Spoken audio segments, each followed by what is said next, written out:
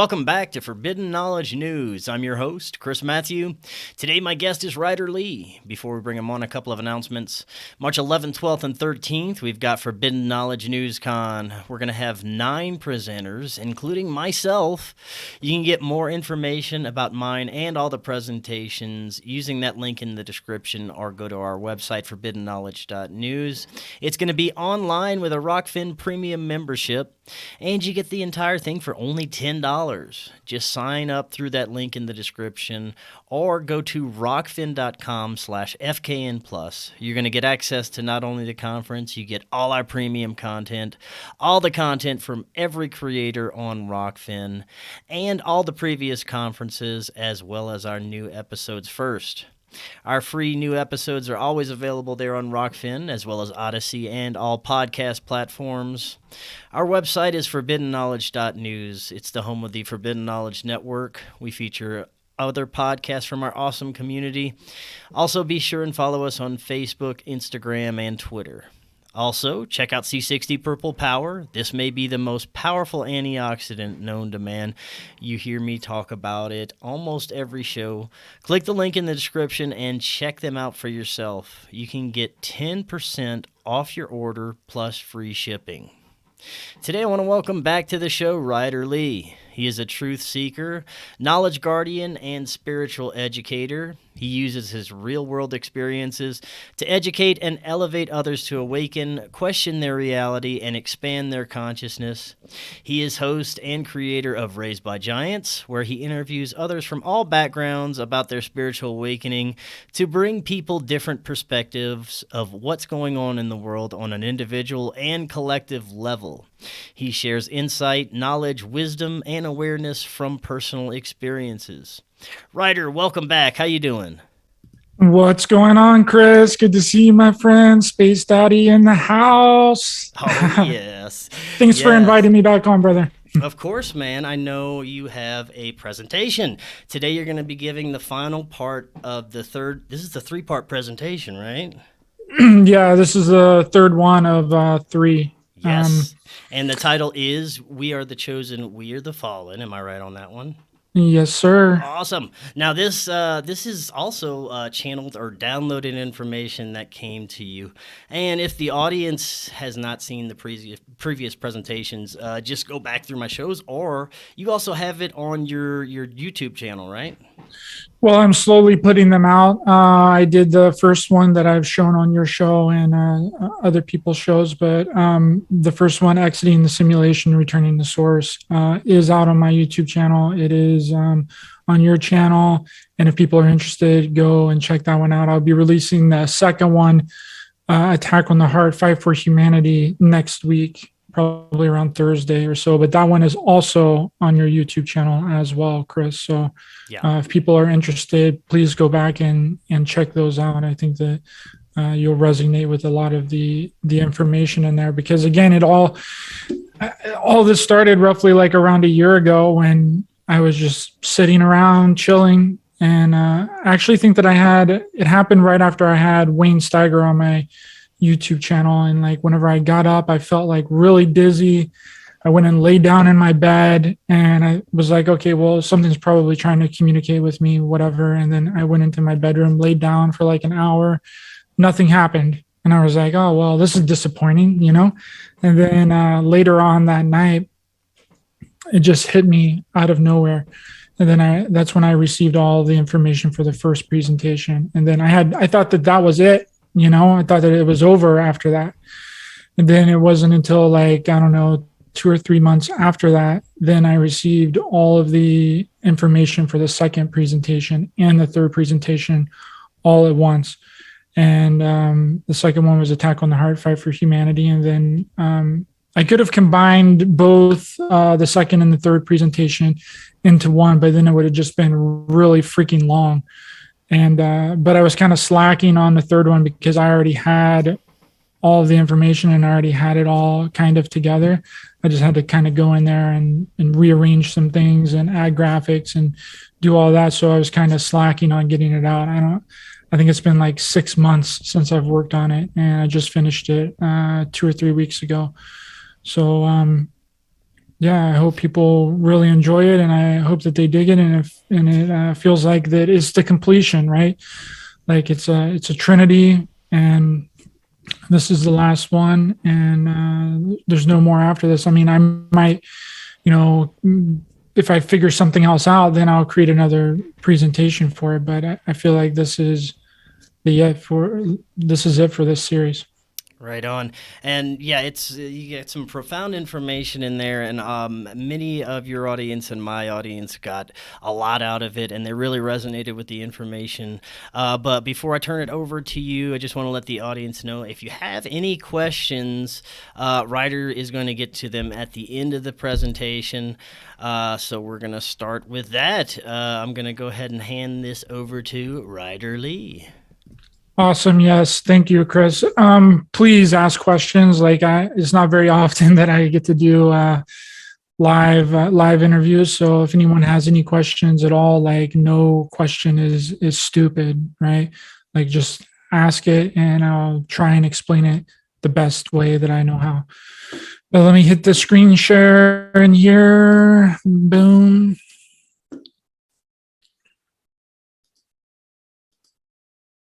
And please, Chris, too, if you have any questions at the end, please ask them.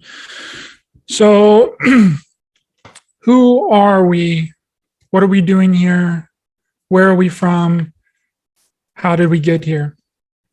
These, I think, are the old questions that everyone is kind of searching for and wants to know, right? And no one seems to know because we can't remember. So many people, they just identify with the things that's been given to them, like their name, their birth date, where they were born, what city they live in, who their parents are, and what they do for a living. But that's not who we are, right? Those are just labels and titles given to us at birth.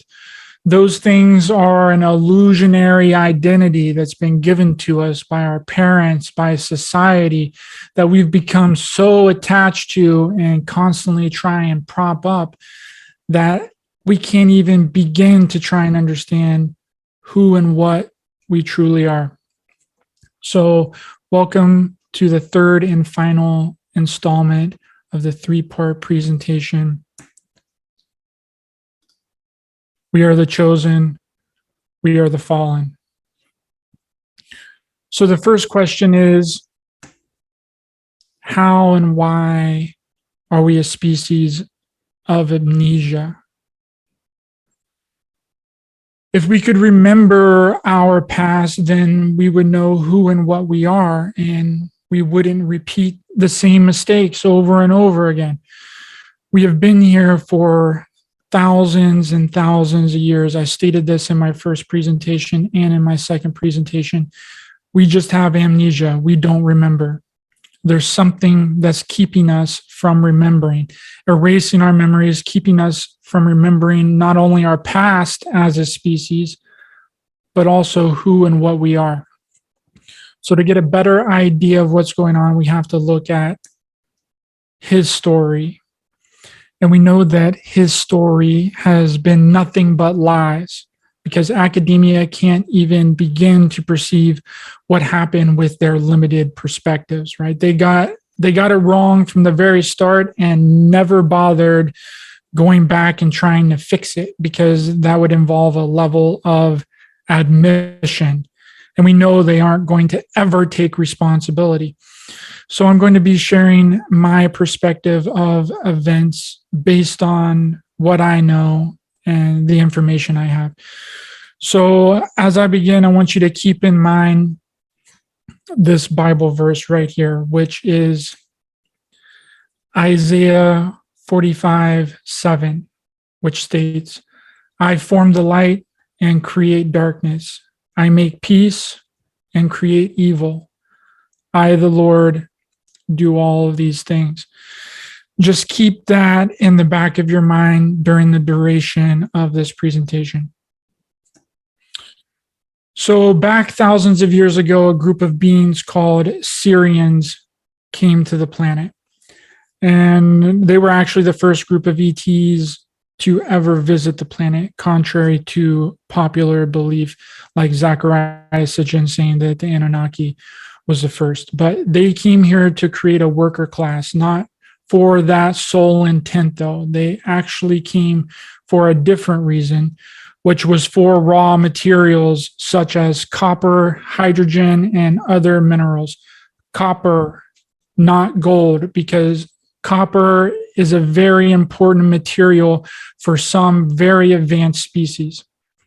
Copper, when mixed with some other materials, can produce new stable elements. If you induce a high electromagnetic field at the right angle with nuclear radiation, it produces an overcrossing of the fields, and that fusion with copper and other elements can then produce a force field of a certain nature, which can be used as a cloaking device or a weapons device.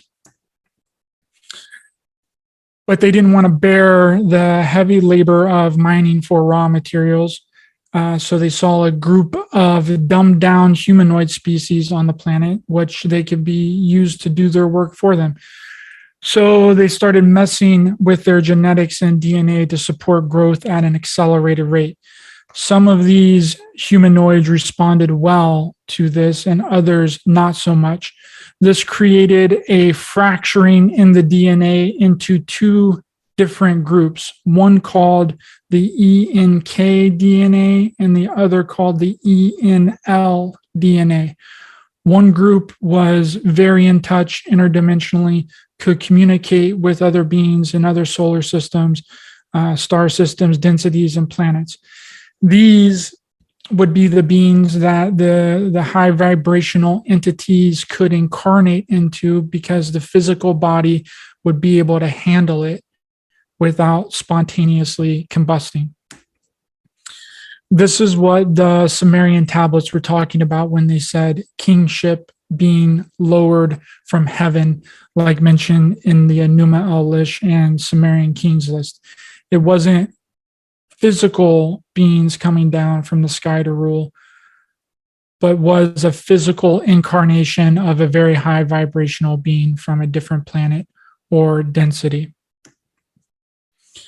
The other group, not so much. They didn't possess any of those qualities organically. And instead of trying to figure it out and work on themselves, they started worshiping the ones that could. This created religion. They could have been just as powerful as the other group. They just had to work harder at it. The lower level beings that were created decided to revolt and rebel against the higher level beings. And I have no idea if it was the ENK group or that was the lower level or the ENL group, but it doesn't really matter. This resulted in war and death and many rises and falls of civilization. I really hope this is starting to make more sense, that not only was Enki and Enlil, they weren't beings individually, but they were two different sets of DNAs, but also that we aren't at war with any outside group of beings from other planets. We are at war with ourselves from the very start by design. Now, that doesn't mean there isn't any outside manipulation going on, because that's apparent, but it's a test to see if we will go in the same direction we've always gone in, and that direction being self-destruction, right? And that's on a personal and collective level. They are neither malevolent or benevolent forces. They are neutral. They've just been taken advantage. Now, back to what happened after the revolting of the species of the lower class that the Syrians created. When they got that under control, another more hostile group came looking for raw materials. A war broke out, fighting ensued, And that hostile group of beings decided to create a fusion bomb, which would then kill all of the beings on the planet, but not harm the raw materials and minerals. So they detonated this bomb in the upper atmosphere. It landed in the Pacific Ocean, close to America, and nearly wiped out every living organism on the planet. And the beings it didn't kill died over time because of the nuclear winter. Some did survive, though, by going underground. This was the event that academia says killed the dinosaurs by an asteroid, but it wasn't an asteroid.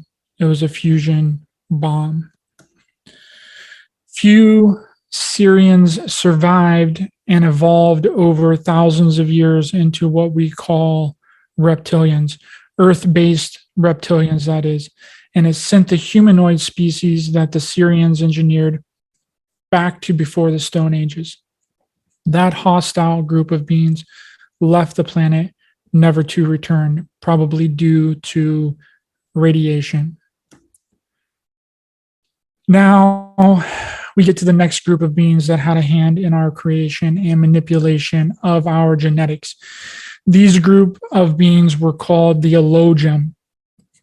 They too were interested in raw materials and hydrogen, but more so in our DNA, and wanted to accelerate the primitive humanoid beings that survived the nuclear explosion on the planet to develop a slave race of beings to fight in wars and coming wars.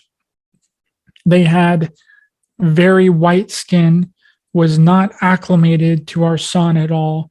They had to wear what looked like astronaut suits to block the sun from their eyes and skin, which is depicted in ancient stonework here in Egypt, Mexico, and Peru. Now you know why. And also in cave drawings from First Nations people as depicted here. And it always tripped me out how, how could they be seeing people in astronaut suits from way back then? Well, they wrote down what they saw. They drew what they saw. Because I think a lot of people think that, astronauts and astronaut suits are modern day technology, but it's not. The Elohim have created several versions of humans on the planet. We are currently the seventh breed or generation of humans that's been here throughout time. When we get to a certain level of consciousness, they come and rinse and repeat the cycle. They are responsible for coding the planet in this matrix system we are currently in now, which takes time and patience to break out of because our souls have been fractured and split everywhere. Finding the puzzle pieces are very time consuming. And that's if you can find all of the puzzle pieces. Planet Earth has been set up as an experiment, a test, a program. What will happen if these people come together? What if this situation happens? How will you act if this person does this thing or that thing, and so on? So the next topic is, what is a fallen angel? Well, the standard definition of a fallen angel is an angel who rebelled against God and was cast out of heaven. The Elohim, when they created us back in our first generation, they left a group of lower level Elohim beings called Watchers behind to keep an eye on the experiments here on Earth, while they went on to other planets in the galaxy to do the same thing and set up shop somewhere else, thinking that the Watchers would take care of us. But the people that are familiar with this story, which I think a lot are, we know that it didn't go well. The Watchers started tampering with us on a soul, spirit, and consciousness level, conducting horrific science experiments. The giants, chimeras, mermaids, Bigfoot, animal-human hybrids, all of it, any mythological creature that we know about from ancient history were real and were science experiments to these beings. They also turned women into horrors, giving children weapons, mating with the women of earth, as described in the book of Enoch, implanting us with AI. And when the Elohim came back to check up on things here, they were not pleased, to say the least. Not long after the lower level of these beings rebelled, and there's another rebellion, were ultimately defeated by the Elohim. They placed a trap over the planet, a planet, so that we/them couldn't escape. They saw us as unfit, unruly, easily influenced, with the promises that they'd be let go if they did a good job with the experiments here on Earth. But a lot of them got caught up in this planet and got their soul fractured out many times by this false light trap. They became a product of their own making, confined to human bodies they created themselves. With the planet placed, they would lose more and more of their soul, splitting them off into separate bodies, again, inhabiting the avatars they helped to create. The Elohim thought that this would be a good form of rehabilitation, but just like human prisons mostly don't work on the planet as a form of rehabilitation, the prison planet concept didn't work either, because the majority of them doubled down and turned the planet into a fortress. There are a select few that have seen the error in their ways and are wanting to regain their status and join the others, but they are stuck here too. The Watchers are the fallen that have inhabited human bodies as a form of punishment, unable to escape for their misdeeds as a form of rehabilitation, being recycled through the planet thousands and thousands of times, fracturing out their souls so they can never rise up and realize who they truly are. The Elohim again thought this would be a good idea, but little did they know that this planet would fracture their soul, splitting them into multiple beings simultaneously, mixing them with us, turning us into them, making us the fallen. We are the fallen angels, all of us. We are the ones that rebelled against God, Elohim, and as punishment, we are stuck here on this planet serving out our sentence. Though again, some of us have seen the error in our ways and are willing to take responsibility and want to reclaim our divine right. Now the question then becomes, how do we do that? Which is the next topic of initiation and past lives. What is initiation? What does it mean to be initiated? How important is past lives in this equation? Initiation isn't some ritual or something that gets you into a private club or group. The initiation process is you remembering. It's you remembering your past lives, who you are, and what you are here to do, with the ability to integrate all of them. Initiation is the process and the key to escaping this reality, free of barriers and limitations. We are not whole, and in order to leave, we have to regain all the parts of our soul that's been fractured out to become one again. And remember, no one's leaving this planet not being complete. Now, not a lot of people can handle it because we've been dumbed down. Our brains are not working at a very high capacity. It's keeping us from remembering because the dark side doesn't want us to escape. They want us stuck here in a never-ending loop. So they do everything they can to make sure we don't remember. with distractions, materialism, constantly looking outside of ourselves for solutions to our problems, and never taking responsibility. The food we eat, the water we drink, the air we breathe is suppressing our consciousness and has been poisoned to cut us off from our innate abilities to limit our divine spark. Now, some can break through and are incorruptible. These are known as the chosen ones. Now, before people get in an uproar about being chosen, it isn't a title of superiority, making anyone better than anyone else. Being chosen just means you have been initiated into a higher realm of knowledge, gaining different perspectives, meaning you are here to teach, guide, and most of all, help yourself for the betterment of everyone. Being able to access and integrate our past lives to regain all parts of our soul and consciousness that's been fractured out, realizing the mistakes of our past, healing them to ignite the divine spark within each and every one of us.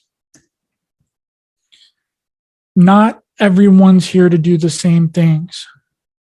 Everyone's different. That's what makes us special. There is no blanketed system. If there were, the planet would be a very boring place. Some are here just for the experience. Some are here to do nothing of importance. Some have done so much work in past lives that they're just here to Netflix and chill, take a little break. So don't judge anyone on their journey. It's their journey, and they're responsible for their own development of their soul. Some have the divine spark and some don't. Which gets us to the divine spark. The divine spark is very important because it connects us directly to source, enables us to travel interdimensionally, have psychic abilities, clairvoyance, clairaudience, telepathy, channeling, spiritual downloads, remote viewing, remote healing, out-of-body experiences, all require the divine spark. There's a divine spark in virtually everything, in animals, in nature, it's all around us. But there's been a concerted effort to rid us and everything around us of this divine spark. The manipulators of our reality want to invert everything to an inorganic system. It's apparent. Look around you. We destroy nature. We harm each other. We fight endless wars. We dump chemical waste into the oceans and rivers. We spray shit in the air. We don't use water from natural aquifers or wells anymore. We speak to each other through technology, food polluted with GMOs and pesticides. We work in a box. We watch a box. We live our lives in a box, literally and metaphorically. Our whole lives and our whole reality has become inorganic.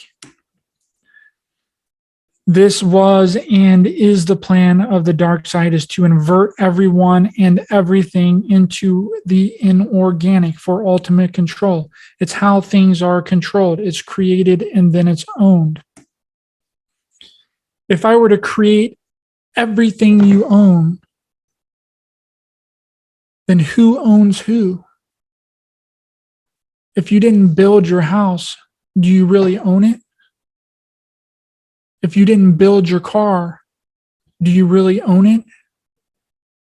If you didn't build the things you own, is it really yours? These are very important questions. How do we own anything? How do we own land? Do you own your body? Do you own your own thoughts? Or is someone else doing your thinking for you? The only way to own something is to create it. You can't create land. You can't create your own body. So from the very jump, we're introduced into a slave system and owned by a corporation, and it can all be taken away with a snap of a finger. Now, the only thing that can't be owned is our divine spark. And that divine spark enables us to circumvent the system, unlock our divine right, bring in and integrating all the past, all of the parts of our soul to become whole again.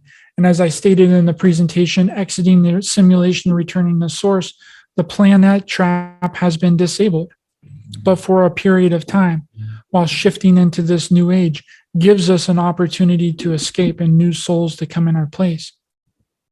The way that we do this is consciousness transfer of sorts with our past lives and current lives that I spoke about in my second presentation, Attack on the Heart, Fight for Humanity.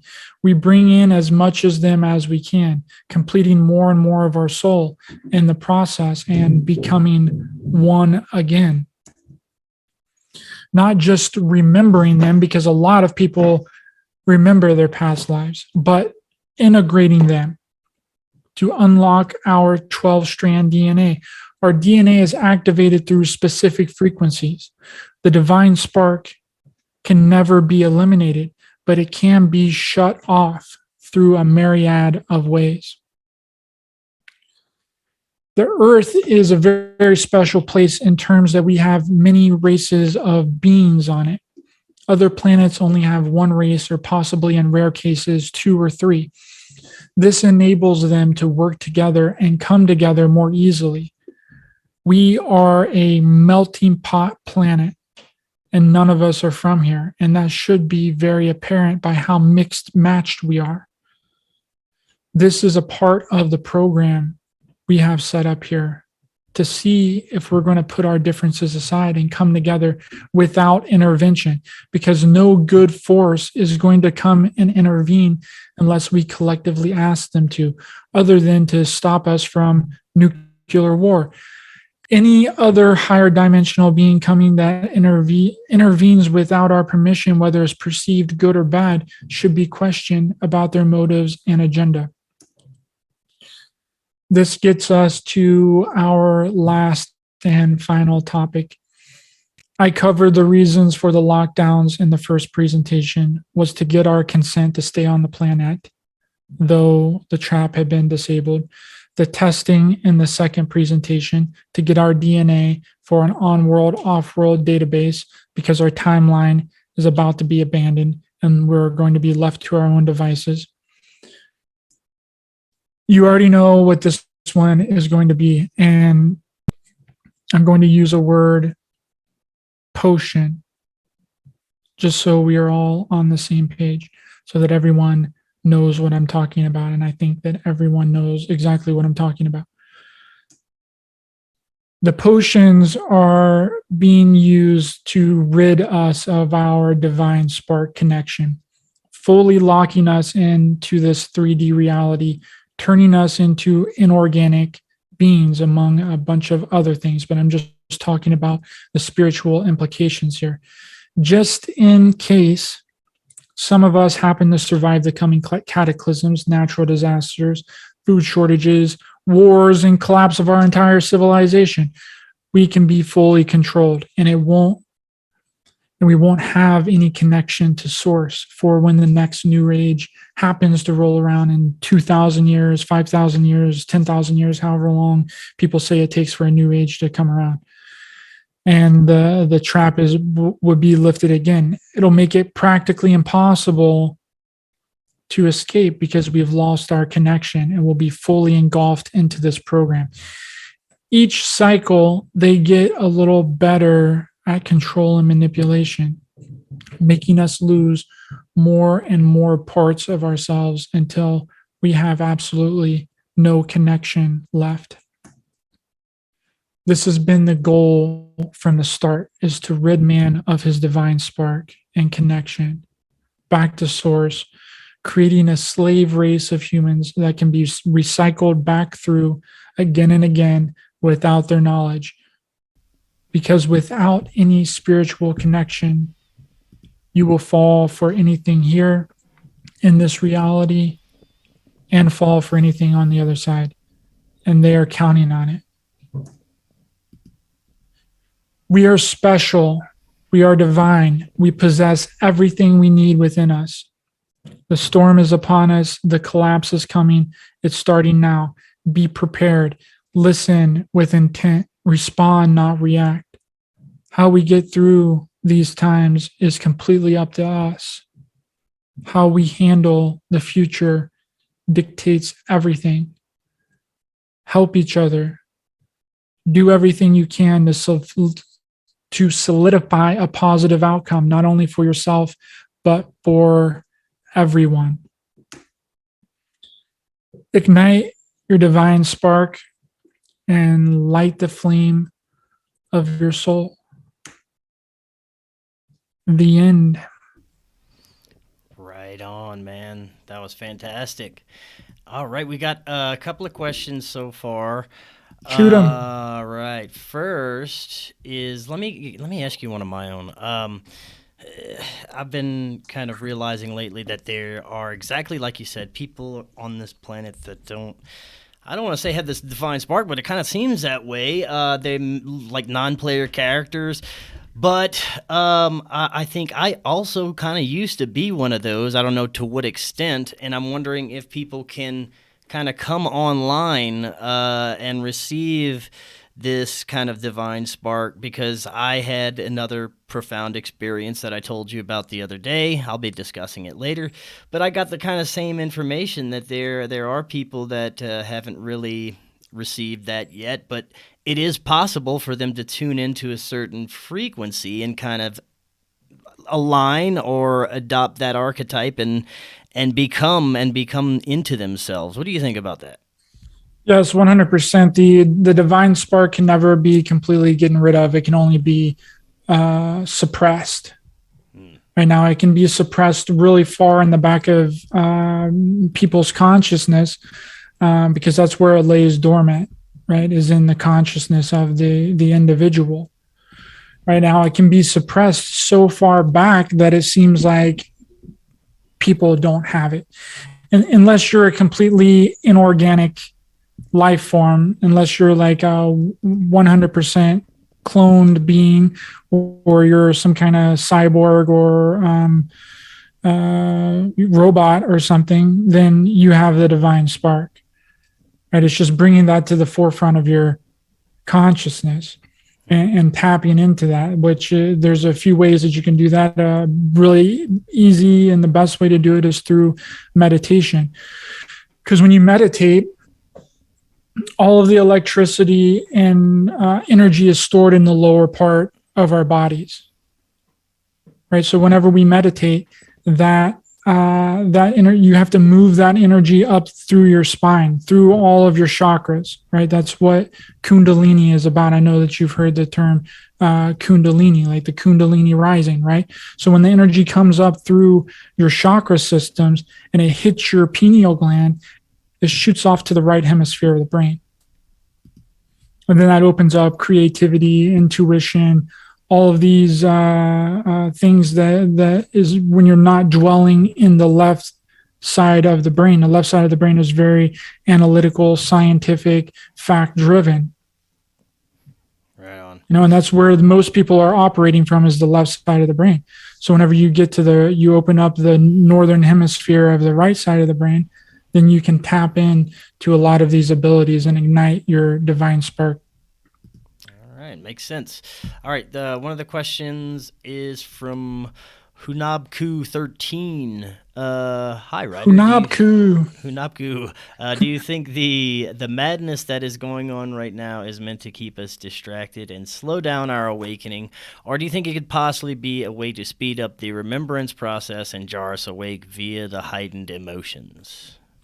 For some people, it works like that, and for other people, it doesn't. For some people, it'll be super overwhelming, and they won't know what to do. They'll act crazy, right? But other people, it is an awakening process. That's what I was bringing up in this presentation, that none of these beings are malevolent or benevolent, right? They're neutral. They're all neutral. They all work from their self-serving place. Right, self-serving to themselves and self-serving to their group. right? And the light and dark works in tandem. And the easiest way to awaken someone is put them through very difficult and hard times. Right. Unfortunately, that's where we find growth. Yes. Right. So you can look at it in one of two different ways. You can look at it, oh, well, this is horrible. Like, we're never going to get out of this, blah, blah, blah, blah. But then you can also look at it as a learning opportunity for expansion.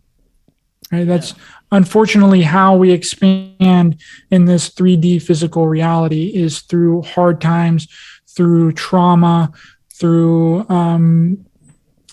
everything going to shit in our lives. I mean, that's basically how I have awakened, and how I get motivation and how I do things is I use the negative and the darkness as fuel, right? And you let that fuel burn within you, and you go out there and you do it. I mean, things aren't happening to us, right? It's we are doing it to ourselves, right? And whenever you gain that perspective of reality, then absolutely nothing can bother you. That's what people are talking about when they say create your own reality. Because when you create your own reality with your own thoughts, ideas, and beliefs, then you are in control of it. So you self-impose it on you. Yeah. Right? We create with our thoughts and in our reality. So if we're creating our own reality, then we're creating our own paradise. I'm with you 100% on that one, brother. I experience it firsthand. I create my own reality every day. And I want to remind everybody, if they have any questions, go ahead and leave those now. We'll get to those as soon as possible. Sean Roper asks, isn't Elohim pronounced Elohim, like Elohim, like the Elohim of the Bible and ancient texts? And I was thinking the same thing. Is this something that has any relation to the Elohim? Is it the same thing or just spelled differently? What is it? No, the Elohim are the Nordic ETs. That's who the Elohim are. The Elohim are a completely different group of gods, or perceived gods. Now, this is interesting because I was on Brandon's show, Expanding Reality, last night with a bunch of other people, and it's a UFO panel. We were talking about aliens and stuff. And on the panel was Ryan Musgrave Evans. Are you familiar with him? Sounds familiar. Well, he's had some incredible experiences with what he calls the tall whites. And what you described of these beings is exactly what he was describing. Very tall, pasty beings with white hair, but they had to wear these suits, and the suits looked exactly like some of these ancient petroglyphs with the big eyes. They had big red eyes. The suits were completely black, covering their bodies, and these suits gave them like powers to walk through walls and extra telepathy and all kinds of amazing technological advancements that these suits gave them. But it made me think of that, what you were saying, that, does that resonate you, that this could be like the tall whites that we hear about? Yes, 100%. That's exactly who the Elohim are the tall Nordic ETs. And they're very tall. They have blonde hair, blue eyes. Whenever they first came to the planet, they weren't acclimated to our sun. So they had to wear these suits first and foremost to protect them from the sun. And I mean, that sounds about right. Like that they would also upgrade the technology in the suits to give them certain kinds of abilities. And what he said is, he also said they have a huge part in like humanity's existence. Like he says they tinker with him at night. They do little experiments and put things in him, and he'll ask him questions like, "What are you doing?" They're like, "Shut up, this is for your own good," and things like that. I don't know. It's very interesting though. Yeah, that correlates with everything that I've been shown. That's really cool. I'll have to check out that episode. I'm gonna check out that episode. He's done plenty of interviews. He has a book out. The name of the book is escaping me right now, but I'm gonna have to get him on my show too. Excellent stories about these entities, and it matches up almost exactly with what you're saying. So that's super interesting. And that the Elohim, this is something that was kind of downloaded to you as well. That term. Well, I got the term from somebody else, listening on to a show on it was a reptilian species, an interview with a reptilian species, but I had all the information about it.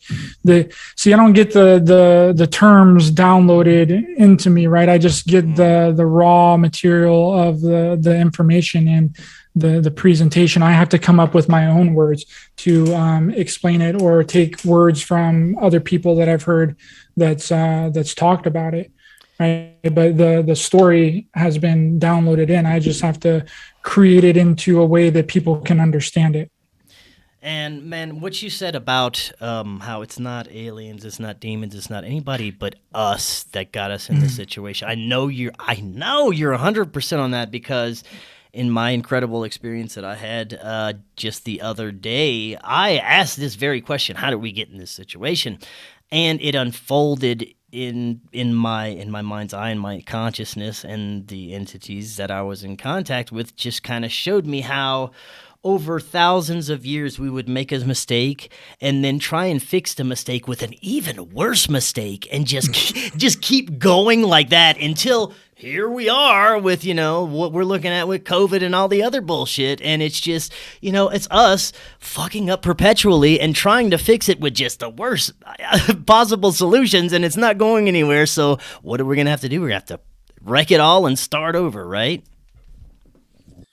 I think that's exactly what we have to do. And that might sound super jarring for some people, but that's the way that it has to work. I mean, we can't carry this corrupted system that we ourselves have created. There is no mystical controllers out there. They're us, right? They're human. They're on a very human level. But again, there are manipulations from outside entities and outside beings, but that doesn't mean that they're negative, right? They're not negative. They're just neutral. They're taking advantage of the situation, right? Because they have their own agendas and their own beliefs on the way that things should go.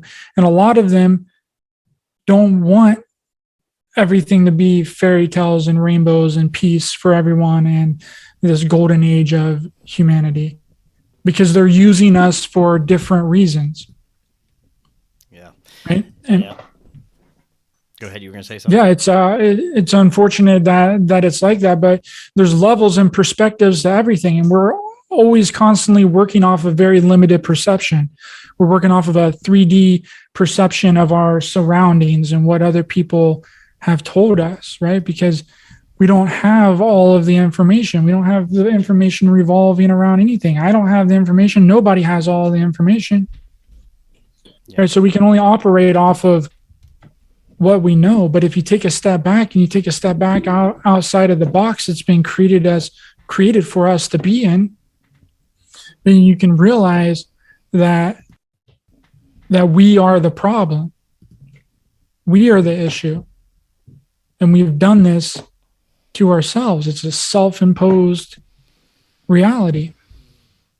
Yeah, I'm with you 100% on that one. I feel that totally. And, I think that we've come to a point where, as a collective, we're starting to realize how much we fucked up. And we're, you look at the things they try and feed us through the media, and you're like, Jesus, God, this just doesn't make any fucking sense. None of our lives make sense. None of our history makes sense. None of our education makes sense. And people are starting to finally see that. And I hope they realize that it's us that caused this, and we're the only motherfuckers that can fix it. And we need a huge wrecking ball to come through, or something. I mean, maybe that's what's happening now. I know the system is slowly crumbling before our eyes. I just hope something better will rise in its place, I hope so too, and I think that it's going to. I mean, that's the only thing that we can really. I know that's going to happen. It's just going to be a really long, strenuous process on getting there, right? And I'm not talking about these, like none of this presentation was to try and put anybody in any kind of fear state. It's just the reality of the situation and it's going to come down. It's going to collapse, but how we handle that collapse and what we do with that collapse and what we build after the collapse dictates our future and what way that we go. Right? Are we going to continue to do the exact same thing that we've done every single time and create another broken fucking system? Or are we going to do something different? We have to do something different. Yeah, we have to. I can't take another broken system. Fuck no. I want to remind everybody, please leave some questions here. We got just a few minutes left, so anything that if you have any questions for Ryder, pop them in that chat. One of the other things I found really super interesting when you start talking about the chimeras and Bigfoots and just different creatures of myth and how that it was, they're all been sort of experiments for these beings. And it would make sense, it would make sense if there's an advanced race kind of tinkering with DNA and then kind of playing around with things. I don't know, maybe if I was a sick alien, I would want to build a chimera Bigfoot type butterfly alien or something. I don't know, but it makes sense, Yeah, a lot of those beings and the animal-human hybrids and the Bigfoots and the mermaids and all that stemmed from Lemuria and Atlantis. That's when that whole thing went down, was roughly 5,000 to 8,000 years ago. And that's that's a big reason why Atlantis and Lemuria fell. It was because of the genetic manipulations, and we were advancing our technology way too far past what the consciousness and the spirituality of the planet could handle. And it inevitably collapsed. And we destroyed ourselves, which that wasn't the first time. We had done that several times in the past. There's been so many rises and falls of civilizations that has been way more technologically advanced than anything that we have right now currently on the planet. I'm totally with you on that one. I want to go back to the tall whites for a second. In Mr. Musgrave's accounts of these beings, he said that they're here all the time. They're subterranean. That now they stay underground. Does that also resonate with you? Anything you've heard? Well, I've long been under the impression that these beings. A lot of the ETs aren't coming from outside of the planet. A lot of them are coming from inside of the planet, right? And that would make sense that they would be down there, especially if they're, that they have to wear these kinds of suits, right? And I think that's really what's going on. It's a deception to think that they're coming from outside of the planet, right? When they're actually coming from the planet itself, and that they've been here for a really long time. And then that's not saying that beings don't come from outside the planet. Right. There's hundreds of ET races that's visited the Earth before in the history of the planet.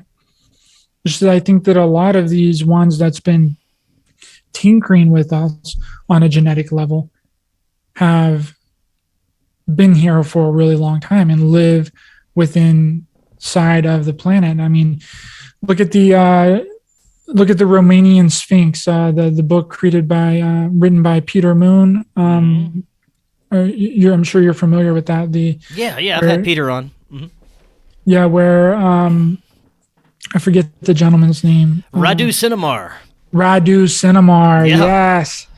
They found the tunnels underneath in Romania that had like these genetic imprints and these genetic codes. Whenever they would put their hand on this table, that would show them like all of these different animals and what beings would look like if they were mixed with other beings, animal, human, hybrid, all of it, like from all over in the galaxy, and like these tunnels also connected from Romania to, I think it might have been Afghanistan, somewhere in the Middle East, and then also to Egypt.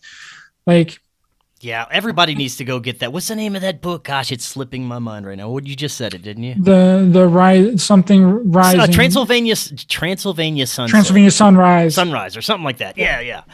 Or Sunset. Yeah. Yeah, one of those. Right. It's a great book. Yeah. Yeah, but it's just interesting how like that's what I've always wanted to do, bro. Like I've always wanted to like find one of these secret underground installations, and go down there and see everything that's going on.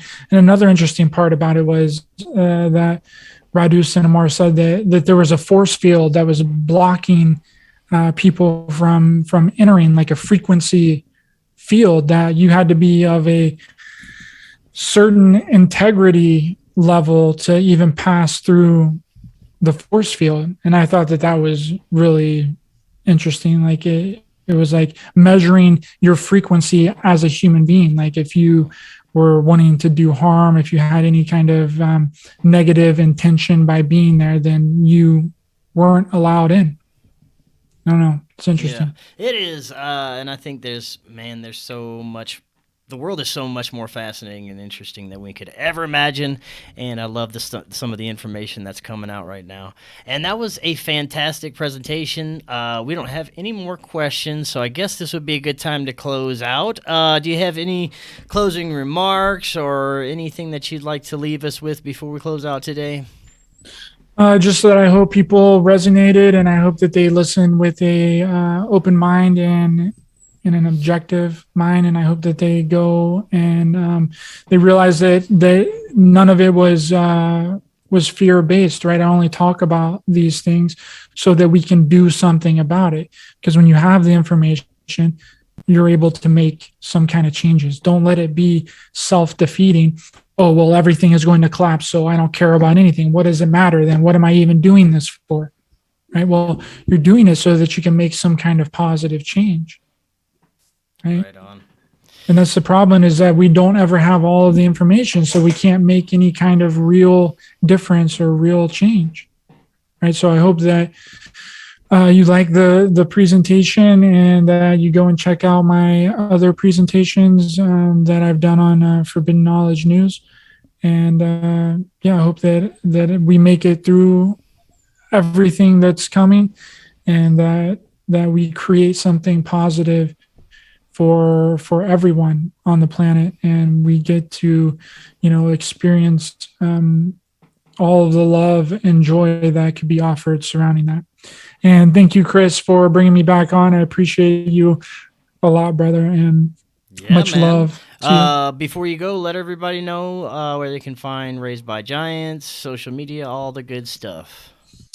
You can subscribe to Raised by Giants YouTube channel at Raised by Giants. You can also follow on any and all podcast platforms.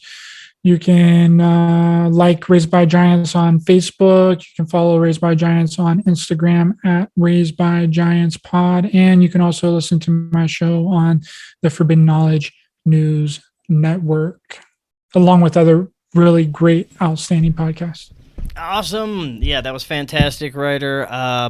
You'll definitely be back on soon. You always are. Everybody go check out Raised by Giants, and we will be talking again tomorrow, I believe. So we'll see everybody then. Take it easy.